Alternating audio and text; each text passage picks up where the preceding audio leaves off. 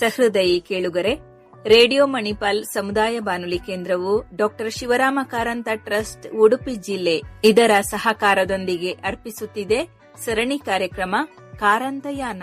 ಇದು ಡಾಕ್ಟರ್ ಶಿವರಾಮ ಕಾರಂತರ ಬದುಕು ಬರಹಗಳ ದರ್ಶನ. ಕಾರಂತಯಾನ ಇದು ಕಾರಂತಯಾನ, ಕಡಲ ತಡೆಯ ಭಾರ್ಗವ ಜೀವನಾದರ್ಶವ ನಮಗೆ ತೋರಿ ಬಾಳಿದ ಕನ್ನಡದ ಧೀಮಂತ ಶಿವರಾಮ ಕಾರಂತ. ಡಾಕ್ಟರ್ ಶಿವರಾಮ ಕಾರಂತ. ಕಾರಂತಯಾನ ಇದು ಕಾರಂತಯಾನ, ಕಾರಂತಯಾನ ಇದು ಕಾರಂತಯಾನ. ಬಾಲವನದ ಬಂಧುವೆ, ಯಕ್ಷಕಲೆಯ ಸಿಂಧುವೆ, ಸಾಮಾಜಿಕ ನ್ಯಾಯಕ್ಕೆ ನಿಚ್ಚ ನಿಂತು ಮುಂದೆ ಮಾನವತೆಯ ಸಂದೇಶ ಲೋಕಕ್ಕೆ ಸಾರಿದ ಕನ್ನಡದ ಧೀಮಂತ ಶಿವರಾಮ ಕಾರಂತ. ಡಾಕ್ಟರ್ ಶಿವರಾಮ ಕಾರಂತ. ಕಾರಂತಯಾನ ಇದು ಕಾರಂತಯಾನ, ಕಾರಂತಯಾನ ಇದು ಕಾರಂತಯಾನ. ಚೋಮನ ದುಡಿಯಲ್ಲಿ ದುರ್ಬಲರಿಗೆ ದನಿಯಾಗಿ ಮೂಕಜ್ಜಿಯ ಕನಸಿಗೆ ಜ್ಞಾನಪೀಠ ಗಳಿಸಿದ ಕನ್ನಡದ ಧೀಮಂತ ಶಿವರಾಮ ಕಾರಂತ. ಡಾಕ್ಟರ್ ಶಿವರಾಮ ಕಾರಂತ. ಕಾರಂತಯಾನ ಇದು ಕಾರಂತಯಾನ, ಕಾರಂತಯಾನ ಇದು ಕಾರಂತಯಾನ. ಬದುಕು ಬರಹ ಎರಡರಲ್ಲೂ ನಿಜದ ನೇರ ತಾನಡೆದು ಪರಿಸರ ಶಿಕ್ಷಣ ಎಲ್ಲರಿಗೂ ವಿಜ್ಞಾನ ಬೆಳಗಿದ ಧೀಮಂತ ಶಿವರಾಮ ಕಾರಂತ. ಡಾಕ್ಟರ್ ಶಿವರಾಮ ಕಾರಂತ. ಕಾರಂತಯಾನ ಇದು ಕಾರಂತಯಾನ, ಕಾರಂತಯಾನ ಇದು ಕಾರಂತಯಾನ. ಕಾರಂತಯಾನ ಇದು ಕಾರಂತಯಾನ, ಕಾರಂತಯಾನ ಇದು ಕಾರಂತಯಾನ. ಶ್ರೋತೃಗಳೇ, ಇದೀಗ ಪ್ರಸಾರವಾಗಲಿರುವ ಕಾರಂತಯಾನದ 9ನೇ ಸಂಚಿಕೆಯಲ್ಲಿ ಸಂಪನ್ಮೂಲ ವ್ಯಕ್ತಿಯಾಗಿ ನಮ್ಮ ಜೊತೆಗಿದ್ದಾರೆ ಶಿಕ್ಷಕರಾದ ವಿನೋದ ಪ್ರಕಾಶ್ ಪಡುಬಿದ್ರಿ. ನಮಸ್ಕಾರ ಕೇಳುಗ ಮಿತ್ರರೇ, ನಾನಿಂದು ಡಾಕ್ಟರ್ ಶಿವರಾಮ ಕಾರಂತರ ಸಾಹಿತ್ಯ ಪಯಣದ ಕುರಿತಾಗಿ ನಿಮ್ಮ ಮುಂದೆ ಮಾತನಾಡಬಯಸುತ್ತೇನೆ. ಸಾಹಿತ್ಯದ ಹಲವು ಪ್ರಕಾರಗಳನ್ನು ಸಮರ್ಥವಾಗಿ ದುಡಿಸಿಕೊಂಡು ಅದರಲ್ಲಿ ತನ್ನ ವಿಶಿಷ್ಟ ಛಾಪನ್ನು ಮೂಡಿಸಿದ ಅಪರೂಪದ ವ್ಯಕ್ತಿ ಡಾಕ್ಟರ್ ಶಿವರಾಮ ಕಾರಂತ. ಕಾದಂಬರಿ, ಹರಟೆ, ಕಥೆ, ಕವಿತೆ, ಗೀತನಾಟಕ, ಪ್ರವಾಸ ಸಾಹಿತ್ಯ, ಶಿಶು ಸಾಹಿತ್ಯ, ವಿಜ್ಞಾನ ಸಾಹಿತ್ಯ, ಸಂಶೋಧನಾ ಸಾಹಿತ್ಯ ಎಲ್ಲದರಲ್ಲೂ ಇವರದು ಹಿರಿಯ ಸಾಧನೆ. ಅವರು ಬರಿಯ ಸಾಹಿತಿಯಷ್ಟೇ ಅಲ್ಲ, ಚಿತ್ರಕಾರ, ನಟ, ನಿರ್ದೇಶಕ ಹಾಗೂ ಪರಿಸರ ಪ್ರೇಮಿ. ಕಾರಂತರು ಉಡುಪಿ ಜಿಲ್ಲೆಯ ಕೋಟದಲ್ಲಿ 1902 ಅಕ್ಟೋಬರ್ 10ರಂದು ಹುಟ್ಟಿದರು. 1920ರಲ್ಲಿ ಮಂಗಳೂರಿನ ಸರಕಾರಿ ಕಾಲೇಜಿನಲ್ಲಿ ಓದುತ್ತಿದ್ದಾಗ ಗಾಂಧೀಜಿಯವರ ಅಸಹಕಾರ ಚಳವಳಿಯನ್ನು ಬೆಂಬಲಿಸಿ ಓದಿಗೆ ವಿರಾಮ ಹೇಳಿದರು. ಸ್ವಾತಂತ್ರ್ಯ ಹೋರಾಟದತ್ತ ಆಕರ್ಷಿತರಾಗಿ ಊರೂರು ತಿರುಗಿ ದಟ್ಟವಾದ ಲೋಕಾನುಭವ ಗಳಿಸಿಕೊಂಡರು. ವಿಧವಾ ವಿವಾಹ, ಪಾನ ನಿರೋಧ, ಚರಕ ಪ್ರಚಾರಗಳಲ್ಲಿ ತಮ್ಮನ್ನು ತೊಡಗಿಸಿಕೊಂಡರು. 1925ರಲ್ಲಿ ಪತ್ರಿಕಾ ಪ್ರಪಂಚಕ್ಕೆ ಧುಮುಕಿ ವಸಂತ ಎಂಬ ಮಾಸಪತ್ರಿಕೆಯನ್ನು ಹೊರಡಿಸಿದರು. ಅದನ್ನು ಅಚ್ಚುಕಟ್ಟಾಗಿ 5 ವರ್ಷ ನಡೆಸಿದರು. ಅವರ ಮೊದಲ ಕಾದಂಬರಿ ವಿಚಿತ್ರಕೂಟ ಈ ಪತ್ರಿಕೆಯಲ್ಲಿ ಧಾರಾವಾಹಿಯಾಗಿ ಪ್ರಕಟವಾಯಿತು. 1950ರಲ್ಲಿ ವಿಚಾರವಾಣಿ ಎಂಬ ವಾರಪತ್ರಿಕೆಯನ್ನು ಆರಂಭಿಸಿದರು. ವೈಚಾರಿಕತೆಯಿಂದ ಆರಂಭವಾದ ಅವರ ಬರವಣಿಗೆ ಮುಂದೆ ಸೃಜನಶೀಲತೆಯತ್ತ ತಿರುಗಿತು. ಸಣ್ಣ ಕತೆ, ಕಾದಂಬರಿ, ನಾಟಕ, ಹರಟೆ, ವಿಡಂಬನೆ, ಪ್ರಬಂಧ, ಸಾಹಿತ್ಯ, ಮಕ್ಕಳ ವಿಶ್ವಕೋಶ, ವಿಶ್ವಕೋಶ ವಿಚಾರ ಸಾಹಿತ್ಯ, ಶಿಶು ಸಾಹಿತ್ಯ, ಪ್ರವಾಸ ಸಾಹಿತ್ಯ, ಆತ್ಮಕಥೆ, ತತ್ವಚಿಂತನೆ ಹಾಗೂ ರಾಜಕೀಯ ಬರವಣಿಗೆಗಳು, ಚಿತ್ರ, ವಾಸ್ತು, ಶಿಲ್ಪ, ನೃತ್ಯ, ಯಕ್ಷಗಾನ, ಜಾನಪದ, ಪಠ್ಯಪುಸ್ತಕಗಳು, ಭಾಷಾಂತರ, ಅರ್ಥಕೋಶ, ವಿಜ್ಞಾನ ಪರಿಸರ ಸಂಬಂಧಿ ಗ್ರಂಥಗಳು ಹೀಗೆ ಎಲ್ಲ ಜ್ಞಾನ ಶಾಖೆಗಳ ಮೇಲೆ ಗ್ರಂಥಗಳನ್ನು, ಬಿಡಿ ಬರಹಗಳನ್ನು ರಚಿಸಿದ್ದಾರೆ. ಕಾರಂತರು ಬಹುಮುಖ ಪ್ರತಿಭೆಯ ಅಸಾಮಾನ್ಯ ವ್ಯಕ್ತಿ. ಅವರು ಕಾದಂಬರಿಕಾರರೆಂದೇ ಹೆಚ್ಚು ಖ್ಯಾತರು. 35ಕ್ಕೂ ಹೆಚ್ಚು ಕಾದಂಬರಿಗಳನ್ನು ಬರೆದಿದ್ದಾರೆ. ಅವರ ಕಾದಂಬರಿಗಳ ಜೀವ ಕೇಂದ್ರವಿರುವುದು ಬದುಕಿನ ದಟ್ಟ ಅನುಭವದಲ್ಲಿ. ಚೋಮನದುಡಿ, ಸರಸಮ್ಮನ ಸಮಾಧಿ, ಮರಳಿ ಮಣ್ಣಿಗೆ, ಬೆಟ್ಟದ ಜೀವ, ಅಳಿದ ಮೇಲೆ, ಮೂಕಜ್ಜಿಯ ಕನಸುಗಳು, ನಂಬಿವನ ನಾಕನರಕ, ಕುಡಿಯರ ಕೂಸು, ಮೈಮನಗಳ ಸುಳಿಯಲ್ಲಿ ಅವರ ಮಹತ್ವದ ಕಾದಂಬರಿಗಳಲ್ಲಿ ಕೆಲವು. ಕನ್ನಡದಲ್ಲಿ ಗೀತ ನಾಟಕಗಳನ್ನು ಬರೆದವರಲ್ಲಿ ಕಾರಂತರು ಆದ್ಯರು. 1931ರಲ್ಲಿ ಅವರ ಗೀತ ನಾಟಕ ಮುಕ್ತದ್ವಾರ ರಚಿತವಾಯಿತು. ಮುಂದೆ ಕಿಸಾಗೋತಮಿ, ಬುದ್ಧೋದಯ, ಯಾರೋ ಅಂದರು ಮುಂತಾದ ಗೀತ ನಾಟಕಗಳನ್ನು ಬರೆದರು. ನಾಟಕ ರಂಗ ಅವರ ಒಂದು ಹವ್ಯಾಸ. ಮರಾಠಿ ರಂಗಭೂಮಿಯ ಪ್ರಭಾವದಿಂದಾಗಿ ಆ ಭಾಷೆಯ ನಾಟಕವೊಂದನ್ನು ಅನುವಾದಿಸಿದರು. ಮುಂದೆ ಅನೇಕ ನಾಟಕಗಳನ್ನು ಬರೆದು ನಾಟಕ ಕಂಪನಿ ಜೊತೆ ಸ್ವಲ್ಪ ಕಾಲ ಸುತ್ತಾಡಿದರು. ತಾವೇ ಬರೆದ ಕಥೆಯನ್ನು ಆಧರಿಸಿ ಚಲನಚಿತ್ರ ತೆಗೆದರು. ಬಾಲಕರಿಗಾಗಿ ಶಾಲೆಯ ಪಠ್ಯಕ್ಕೆ ಪೂರಕ ಸಾಹಿತ್ಯ ಒದಗಿಸುವ ದೃಷ್ಟಿಯಿಂದ ಬಾಲಪ್ರಪಂಚ ವಿಶ್ವಕೋಶವನ್ನು ಬರೆದರು. ಪ್ರಬುದ್ಧರಿಗಾಗಿ ವಿಜ್ಞಾನ ಪ್ರಪಂಚ 4 ಸಂಪುಟಗಳಲ್ಲಿ ಬರೆದರು. ಅವರು ಸಂಪಾದಿಸಿದ ಸಿರಿಗನ್ನಡ ಅರ್ಥಕೋಶ ಇಂದಿಗೂ ಮಾಸದ ಒಂದು ನಿಘಂಟು. ಕಾರಂತರು ಪ್ರಪಂಚದಾದ್ಯಂತ ಸುತ್ತಿದರು. ಅದರ ಫಲವಾಗಿ ಅವರು ಬರೆದ ಅಬುವಿಂದ ಬರಾಮಕ್ಕೆ, ಅಪೂರ್ವ ಪಶ್ಚಿಮ, ಪಾತಾಳಕ್ಕೆ ಪಯಣ ಇವು ಕನ್ನಡದ ಶ್ರೇಷ್ಠ ಪ್ರವಾಸ ಕಥನಗಳು.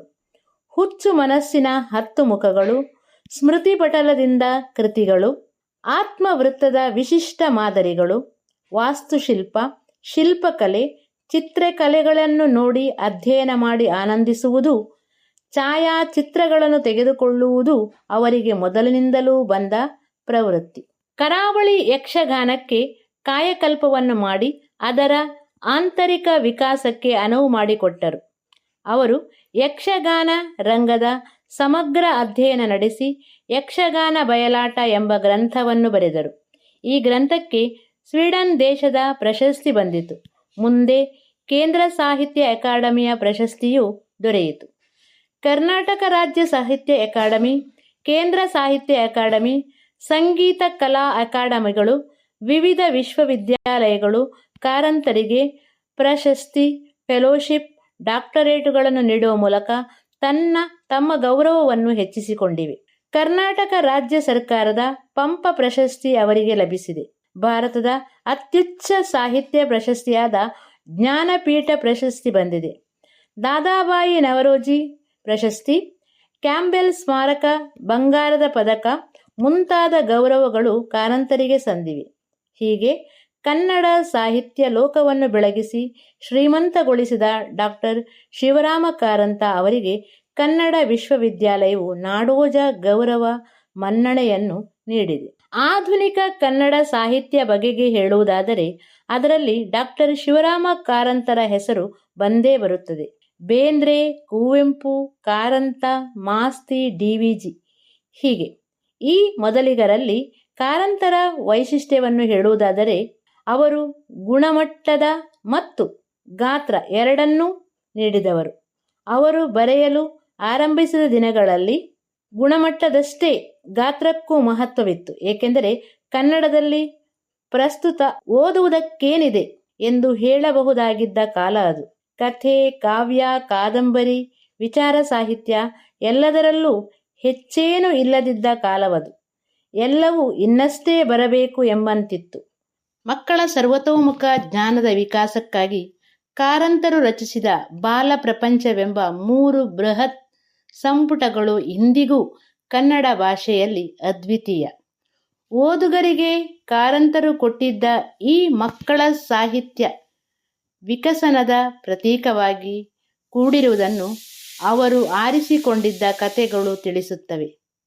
ಶಿವರಾಮ ಕಾರಂತರು ತಮ್ಮ ಸೃಜನಶೀಲ ಸಾಹಿತ್ಯಕ್ಕಷ್ಟೇ ತಮ್ಮ ಬರವಣಿಗೆಯನ್ನು ಸೀಮಿತಗೊಳಿಸದೆ ಅನ್ಯ ದೇಶ ಅನ್ಯ ಭಾಷೆಗಳಲ್ಲಿ ಉದಯಿಸಿದ ಮಕ್ಕಳ ಸಾಹಿತ್ಯದ ಸದಭಿರುಚಿಯ ಸೊಗಸನ್ನು ಕನ್ನಡಕ್ಕೆ ಅನುವಾದ ಮಾಡಿ ಮಕ್ಕಳಿಗೆ ಉಣಬಡಿಸಿದ್ದಾರೆ. ಶಿವರಾಮ ಕಾರಂತರ ಆಯ್ದ ಮಕ್ಕಳ ಸಾಹಿತ್ಯ ಕೃತಿಯಲ್ಲಿ ಇಂದಿನ ಮಕ್ಕಳಿಗೂ ರುಚಿಸಬಲ್ಲ ಸಂಸ್ಕೃತ ಸಾಹಿತ್ಯದಿಂದ ಆರಿಸಿದ ಕಿನ್ನರ ಕತೆ, ಯಕ್ಷಣಿ ಪಾತ್ರವೆಂಬ ಕಿರುಗತೆಯಲ್ಲಿ ಬರುವ ಸನ್ನಿವೇಶ ಹಾಗೂ ಅತಿ ಆಸೆಯ ಪರಿಣಾಮ ಆಗುವ ಅವಘಡದ ಕುರಿತು ಲೇಖನದಲ್ಲಿ ವಿವರಿಸಿದ್ದಾರೆ. ಅರೇಬಿಯನ್ ನೈಟ್ 1001 ಕತೆಗಳು ಎಂಬ ಕಥಾಮಾಲಿಕೆಯ ಕತೆಗಳಲ್ಲಿ ಒಂದಾದ ಅಬು ಹಸನ್ ಕುರಿತು ಮಕ್ಕಳನ್ನು ಮುಗ್ಧಗೊಳಿಸುವ ಕತೆಗಳಲ್ಲಿ ಇದು ಒಂದು ಹೇಳಬಹುದು. ಮಕ್ಕಳ ಮನಸ್ಸಿಗೆ ಪ್ರಾಣಿ ಪಕ್ಷಿಗಳು ಅತೀವ ಆಸಕ್ತಿದಾಯಕ ಹಾಗೂ ಆಕರ್ಷಕ ಜೀವಿಗಳೆಂಬ ಅರಿವಿದ್ದ ಕಾರಂತರು ಚೀನಾ ದೇಶದ ಒಂದು ಕತೆ ಬುಲ್ಬುಲ್ ಎಂಬ ಹಕ್ಕಿಯ ಕುರಿತಾದ ಬರಹವನ್ನು ತಮ್ಮ ಬಾಲ ಪ್ರಪಂಚ ಕೃತಿಯಲ್ಲಿ ಪ್ರಕಟಿಸುವುದರೊಂದಿಗೆ ಮಕ್ಕಳ ಮನಸ್ಸನ್ನು ಗೆಲ್ಲುವ ಕೆಲಸ ಮಾಡಿದ್ದಾರೆ ಎನ್ನಬಹುದು. ತೂಕಡಿಕೆ ಅನ್ನುವ ಕತೆ ಮಕ್ಕಳ ಮೇಲಿನ ಶೋಷಣೆಯ ಒಂದು ಮುಖವನ್ನು ಅನಾವರಣ ಮಾಡುವಂತ ಕಥೆಯಾಗಿದೆ. ಗುಡುಗು, ಮಿಂಚು, ಮಳೆ, ಗಾಳಿ ಮುಂತಾದ ಪ್ರಾಕೃತಿಕ ವಿದ್ಯಮಾನಗಳು ಮಕ್ಕಳ ಎದೆನಡುಗಿಸುವಂತಹ, ಅವರಲ್ಲಿ ಭಯಭೀತಿಗಳನ್ನು ಹುಟ್ಟಿಸುವಂತಹ ಕಥೆಯಾಗಿದ್ದರೂ ಆ ಗುಡುಗನ್ನೇ ಸೋಲಿಸಿ ಸೆರೆ ಹಿಡಿದ ಸಾಹಸಿಗನ ಕತೆ ಗುಡುಗಿನ ಗಂಡ ಕಥೆಯಲ್ಲಿ ಅಡಕವಾಗಿದ್ದು, ಈ ಸಾಹಸಿ ಕತೆ ಮಕ್ಕಳಿಗೆ ಪ್ರೇರಣಾದಾಯಕವಾಗಿದೆ. ಡಾನ್ ಕ್ವಿಕ್ಸಟಿಯ ಸಾಹಸಮಯ ಕಥೆಯಾಗಿದ್ದು, ಓದುತ್ತಾ ಹೋದರೆ ಹಾಸ್ಯ ಪ್ರಸಂಗ ಸನ್ನಿವೇಶಗಳು ಈ ಕಥೆಯನ್ನು ತೆರೆದಿಡುತ್ತದೆ. 1000 ಮಿಲಿಯ ನಾಟಕ ಮದ್ಯಪಾನದಿಂದ ಆಗುವ ಅನಾಹುತಗಳನ್ನು ಚಿತ್ರೀಕರಿಸುತ್ತದೆ. ಮಹಾಕವಿ ಕಾಳಿದಾಸನ ಕಥಾನಾಟಕ ಗೊಂಬೆಯ ಮನೆ ಹಾಗೂ ದಿ ಗೋಲ್ಡನ್ ಡೋಮ್ ನಾಟಕದ ಕನ್ನಡ ಅನುವಾದ ಮೂಢನಂಬಿಕೆಯಿಂದ ಮನುಷ್ಯ ಹೇಗೆ ಕಂಗೆಡುತ್ತಾನೆ ಅನ್ನುವುದನ್ನು ಮಾರ್ಮಿಕವಾಗಿ ತಿಳಿಸುತ್ತದೆ. ಡಾಕ್ಟರ್ ಶಿವರಾಮ ಕಾರಂತ ಕನ್ನಡದ ಅತ್ಯಂತ ಪ್ರಮುಖ ವೈಚಾರಿಕ ಬರಹಗಾರರು, ಪ್ರಗತಿಶೀಲ ಲೇಖಕರು, ಬಹುಮುಖ ಪ್ರತಿಭೆ. ಕಾರಂತ ಕಾವ್ಯ ಕ್ಷೇತ್ರ ಅಪಾರವಾದುದು. ಕನ್ನಡ ಸಾಹಿತ್ಯದ ಎಲ್ಲ ಪ್ರಕಾರಗಳಲ್ಲಿ ಕೃತಿ ರಚಿಸಿದವರಷ್ಟೇ ಅಲ್ಲ, ಕಾರಂತ ಸಾಹಿತ್ಯೇತರ ಕ್ಷೇತ್ರಗಳಲ್ಲೂ ತಮ್ಮ ಅದ್ವಿತೀಯ ಪ್ರತಿಭೆಯನ್ನು ತೋರಿಸಿದವರು. ಶಿಲ್ಪಿಗಳಾಗಿ, ಗಾಯಕರಾಗಿ, ಯಕ್ಷಗಾನ ನರ್ತಕರಾಗಿ, ನಟರಾಗಿಯೂ ಬಹುದೊಡ್ಡ ಹೆಸರು ಮಾಡಿದವರು. ಸ್ವತಃ ಕಾರಂತರ ಧರ್ಮಪತ್ನಿ ಶ್ರೀಮತಿ ಲೀಲಾ ಕಾರಂತರವರೇ ಕಾರಂತರನ್ನು ಕುರಿತು ಕಾರಂತರು ಸಪ್ತವರ್ಣದ ಕಾಮನಬಿಲ್ಲು ಎಂದು ಪ್ರಶಂಸಿಸಿದ್ದಾರೆ. ಕಾರಂತರನ್ನು ಒಬ್ಬ ಅತ್ಯುತ್ತಮ ನಟ ಎಂದು ಕರೆಯುವ ಶ್ರೀಮತಿ ಲೀಲಾ ಕಾರಂತರು ಜೀವನವೇ ಅವರ ರಂಗಭೂಮಿ. ನಿಜವಾದ ಕಾರಂತ ಏನು ಎಂಬ ಅರಿವು ಯಾರಿಗೂ ಇಲ್ಲ. ಸ್ವತಃ ಅವರಿಗಾದರೂ ಇದೆಯೋ ಇಲ್ಲವೋ ಎಂದು ಬಹು ಮಾರ್ಮಿಕವಾಗಿ ಪ್ರತಿಕ್ರಿಯಿಸಿದ್ದಾರೆ. ಕಾರಂತರ ಅದ್ವಿತೀಯ ಪ್ರತಿಭೆ, ಅವರ ಪ್ರತಿಭೆಯ ತೆಕ್ಕೆಯಿಂದ ತಪ್ಪಿಸಿಕೊಂಡ ವಿಷಯಗಳಿಲ್ಲ. ಸಾಹಿತ್ಯ, ಸಂಗೀತ, ಯಕ್ಷಗಾನ, ನೃತ್ಯ, ವಿಜ್ಞಾನ, ಪರಿಸರ ವಿಜ್ಞಾನ, ರಾಜಕೀಯ, ಪತ್ರಿಕೋದ್ಯಮ, ಚಲನಚಿತ್ರ, ಭಾಷೆ, ಸಂಸ್ಕೃತಿ ಇವೇ ಮೊದಲಾದ ಕಾರ್ಯಕ್ಷೇತ್ರಗಳಲ್ಲಿ ತಮ್ಮ ಅದ್ವಿತೀಯ ಪ್ರತಿಭೆಯನ್ನು ಮೆರೆದವರು ಕಾರಂತರು. ಇದಲ್ಲದೆ ಕನ್ನಡ ಸಾಹಿತ್ಯದ ಕಾದಂಬರಿ, ನಾಟಕ, ವಿಮರ್ಶೆ, ಸಣ್ಣ ಕತೆ, ಕಲೆ, ವಿಶ್ವಕೋಶ, ಆತ್ಮಕಥೆ, ಜೀವನ ಚರಿತ್ರೆ, ಪ್ರವಾಸ ಸಾಹಿತ್ಯ, ಶಿಶು ಸಾಹಿತ್ಯ ಇವೇ ಮೊದಲಾದ ಸಾಹಿತ್ಯ ಪ್ರಕಾರಗಳಲ್ಲಿ ಸತ್ವಪೂರ್ಣ ಕೃತಿಗಳನ್ನು ರಚಿಸಿ ಕನ್ನಡ ಸಾರಸ್ವತ ಲೋಕವನ್ನು ಬಹು ಶ್ರೀಮಂತಗೊಳಿಸಿದವರು, ಸಂಪದ್ಭರಿತಗೊಳಿಸಿದವರು ಕಾರಂತರು. ಡಾಕ್ಟರ್ ಶಿವರಾಮ ಕಾರಂತರಂಥ ಪ್ರಯೋಗಶೀಲ ಸಾಹಿತಿ ಕನ್ನಡದಲ್ಲಿ ಮತ್ತೊಬ್ಬರು ಕಾಣಲಾರರು. ಸಾಹಿತ್ಯ ಕ್ಷೇತ್ರದಲ್ಲಿ ಮಾತ್ರವಲ್ಲ, ಕಲೆಯ ಕ್ಷೇತ್ರದಲ್ಲೂ ಅವರು ಪ್ರಯೋಗಗಳನ್ನು ಮಾಡಿದ ಸಂಗತಿಯು ಸರ್ವವಿದಿತ. ಅಂತೆಯೇ ಶಿಕ್ಷಣ, ಪರಿಸರ ಚಳುವಳಿ ಹೀಗೆ ಬದುಕಿನ ಯಾವ ಕ್ಷೇತ್ರವನ್ನು ನೋಡಿದರೂ ಕಾರಂತರು ಧನಾತ್ಮಕವಾಗಿ ತೊಡಗಿಸಿಕೊಂಡದ್ದನ್ನು ಕಾಣುತ್ತೇವೆ. ಸ್ವಾತಂತ್ರ್ಯ, ಸಮಾನತೆಯುಳ್ಳ, ಸೌಂದರ್ಯ ಪ್ರಜ್ಞೆಯುಳ್ಳ, ಕಲಾ ರಸಿಕತೆಯುಳ್ಳ, ಸುಸ್ಥಿರ, ಸಾಮಾಜಿಕ ಬದುಕನ್ನು ಕಾಣುವುದು ಕಾರಂತರ ಹಂಬಲವಾಗಿತ್ತು. ಸುದೀರ್ಘ ಕಾಲದ ಅವರ ಬರವಣಿಗೆ ಆ ದಿಕ್ಕಿನಲ್ಲಿ ಸಾಗಿತ್ತು. ತಾವು ನಂಬಿದ ಮೌಲ್ಯಗಳನ್ನು ದೃಢವಾಗಿ ಹೇಳುವ, ಕೆಲವೊಮ್ಮೆ ಪ್ರವಾಹದ ವಿರುದ್ಧ ಈಜಬೇಕಾಗಿ ಬಂದಾಗ ಹಾಗೆ ಈಜುವ ಧೈರ್ಯ ಮತ್ತು ನಿಷ್ಠುರತೆ ಅವರಲ್ಲಿತ್ತು. ಇಂತಹ ಕಾರಂತರ ಬರವಣಿಗೆ ಈಗಿನ ಯುವ ತಲೆಮಾರಿಗೆ ಹಾಗೂ ಮುಂದಿನ ತಲೆಮಾರುಗಳಿಗೆ ಸುಲಭವಾಗಿ ಲಭ್ಯ ಆಗಬೇಕಾದುದು ಅಗತ್ಯ. ಕಾರಂತರಂಥ ಲೇಖಕರು ಕೇವಲ ಕನ್ನಡದ ಆಸ್ತಿಯಾಗಿ ಉಳಿಯಬಾರದು. ಅವರು ಇಡೀ ಭಾರತದ, ವಿಶ್ವದ ಓದುಗರಿಗೂ ತಲುಪಬೇಕಾದ ಅಗತ್ಯವಿದೆ. ಕಾರಂತರ ಬರವಣಿಗೆಯ ಆಳ, ವಿಸ್ತಾರ ಮತ್ತು ವ್ಯಾಪ್ತಿಗಳ ಬಗ್ಗೆ ಓದುಗರಿಗೆ ಒಂದು ಕಲ್ಪನೆಯನ್ನು ನೀಡುತ್ತದೆ. ಕಾರಂತರು ಕಾದಂಬರಿಕಾರರೆಂದು ಸಾಹಿತ್ಯ ಕ್ಷೇತ್ರದಲ್ಲಿ ಪ್ರಸಿದ್ಧರಾಗಿದ್ದಾರೆ ನಿಜ. ಅವರ ಮೂಕಜ್ಜಿಯ ಕನಸುಗಳು ಕೃತಿಗೆ ಜ್ಞಾನಪೀಠ ಪ್ರಶಸ್ತಿ ಬಂದುದು ಮತ್ತು ಸಹಜವಾಗಿಯೇ ಆಧುನಿಕ ಸಾಹಿತ್ಯ ಪ್ರಕಾರಗಳಲ್ಲಿ ಕಾದಂಬರಿಯೇ ಜನಪ್ರಿಯ ಪ್ರಕಾರವಾಗಿರುವುದು ಇದಕ್ಕೆ ಕಾರಣವಾಗಿರಬಹುದು. ಕಾರಂತರು ಬಾಳಿದ ಅಷ್ಟು ಸಮಯ ಒಬ್ಬ ಹೋರಾಟಗಾರನ ಹಾಗೆ ಬದುಕಿದರು. ಬದುಕಿನ ಆಳ ಅಗಲ ಅರ್ಥಗಳನ್ನು ಹುಡುಕಿಕೊಂಡು ಒಬ್ಬ ಅನ್ವೇಷಕನ ಬಾಳು ಬಾಳಿದರು. ಒಬ್ಬ ವಿಜ್ಞಾನಿಯ ಹಾಗೆ ತಮ್ಮ ಸುತ್ತಣ ನಿಗೂಢವ ಶೋಧಿಸಿ ಆಸಕ್ತರಿಗೆ ಹಂಚಿದರು. ನಮ್ಮ ಸಮಾಜದ ಮೌಢ್ಯಗಳ ಕೆಡುಕುಗಳನ್ನು ಖಂಡಿಸಿ ತಿದ್ದುವ ಪ್ರಯತ್ನ ಮಾಡಿದರು. ಒಬ್ಬ ಅಲೆಮಾರಿಯ ಹಾಗೆ ಜಗತ್ತೆಲ್ಲ ಸುತ್ತಿ ಅಸದೃಶ ಲೋಕಜ್ಞಾನವ ಗಳಿಸಿ ಜ್ಞಾನ ಪಿಪಾಸಿಗಳ ಹಸಿವು ತಣಿಸಿದರು. ತಮ್ಮದೇ ತಿಳುವಳಿಕೆಯ ಗುರುವಾಗಿಸಿಕೊಂಡು ಇತರರಿಗೆ ಕಲಿಸಿ ಜಗತ್ತಿಗೆ ಗುರು ಎನಿಸಿಕೊಂಡರು. ಒಬ್ಬ ಮಹಾನ್ ಲೇಖಕನಾಗಿ, ಪ್ರಾಮಾಣಿಕ ಚಿಂತಕನಾಗಿ, ಮಾನವೀಯ ಮೌಲ್ಯಗಳ ಪ್ರತಿಪಾದಕನಾಗಿ, ಬಿಡುವಿಲ್ಲದ ದುಡಿಮೆಗಾರನಾಗಿ, ಕಡಲ ತಡಿಯ ಭಾರ್ಗವನಾಗಿ ಬಾಳಿದ ಕಾರಂತರು 1997 ಡಿಸೆಂಬರ್ 9 ಕಾಲನ ಕರೆಗೆ ಓಗೊಟ್ಟು ಇಹಲೋಕ ಯಾತ್ರೆಯ ಮುಗಿಸಿದರು. ಭಾಷಾ ಬೋಧನೆಯ ಕಾರ್ಯದಲ್ಲಿಯೂ ಕಾರಂತರು ಮಾಡಿದ ಕೆಲಸ ಅತ್ಯಮೋಘ. ಕನ್ನಡಕ್ಕಾಗಿ ದುಡಿದು, ಕನ್ನಡದಲ್ಲೇ ಬರೆದು, ಕನ್ನಡದ ಸಂಸ್ಕೃತಿ ಮಹತ್ವಗಳ ವಿಶ್ವ ಸಾಹಿತ್ಯ ಪ್ರಪಂಚದ ಎತ್ತರಕ್ಕೆ ಏರಿಸಿದ ಈ ಮಹಾನ್ ಲೇಖಕ ಕನ್ನಡಕ್ಕೆ 3ನೇ ಜ್ಞಾನಪೀಠ ಪ್ರಶಸ್ತಿಯ ಗರಿ. ಸತತ ಪರಿಶ್ರಮದ ಅರಿವಿನ ದಿಗಂತವ ವಿಸ್ತರಿಸಿ ತಾವು ತಿಳಿದುಕೊಂಡದ್ದನ್ನೇ ಹೇಳಿದ ಹಾಗೆ ನಡೆದ ಶಿವರಾಮ ಕಾರಂತರ ನಡೆ, ಬಾಳಿದ ರೀತಿ ಈ ಮಹಾನ್ ಚೇತನ ಖಂಡಿತವಾಗಿಯೂ ಒಂದು ವಿಸ್ಮಯ. ಸಾಹಿತ್ಯ ಲೋಕದ ಬಾನಿನಲ್ಲಿ ನಿರಂತರವಾಗಿ ಮಿನುಗುವ ಬೆಳ್ಳಿ ಚುಕ್ಕಿ.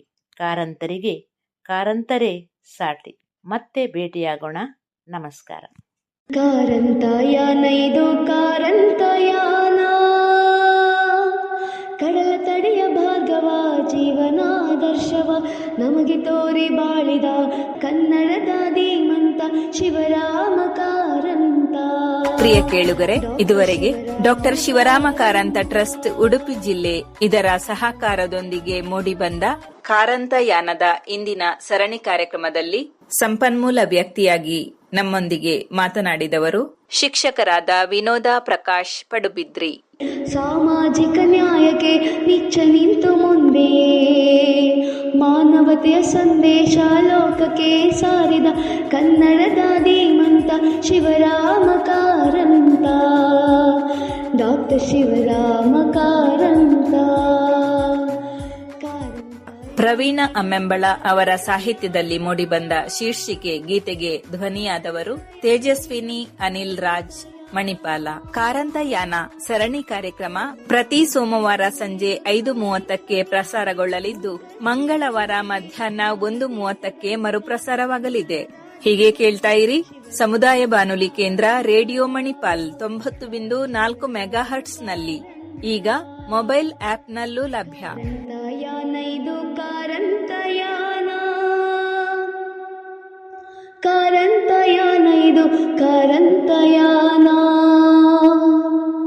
ಬದುಕು ಬರಹ ಎರಡರಲ್ಲೂ ನಿಜದ ನೇರ ನಡೆದು ಪರಿಸರ ಶಿಕ್ಷಣ ಎಲ್ಲರಿಗೂ ವಿಜ್ಞಾನ ಬೆಳಗಿದ ಧೀಮಂತ ಶಿವರಾಮ ಕಾರಂತ, ಡಾಕ್ಟರ್ ಶಿವರಾಮ ಕಾರಂತ.